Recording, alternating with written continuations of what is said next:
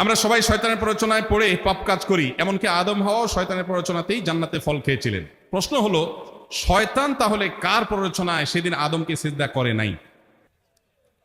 জটিল প্রশ্ন। দেখুন ভাই, শয়তানের প্ররোচনায় আদম আলাইহিস সালাম নিষিদ্ধ গাছের ফল খেয়েছেন। আমরাও শয়তানি কাজ করি শয়তানের প্ররোচনায়। এখন প্রশ্নকর্তার প্রশ্ন হলো, তাহলে শয়তানরে কে প্ররোচনা দিছে? এর উত্তর হলো, তারেও যদি আরেকজন প্ররোচনা দেওয়া লাগে তাহলে সে শয়তান হলো কেমনি? সে নিজেই তো শয়তান, তারে যদি আবার প্ররোচনা দেওয়াই লাগে তাহলে সে শয়তান হলো কেমনি? ভাইরা আমার, মানুষ খারাপ কাজ শুধুমাত্র শয়তানের প্ররোচনাতেই করে না, প্রবৃত্তির তাড়নাতেও মানুষ খারাপ কাজ করে।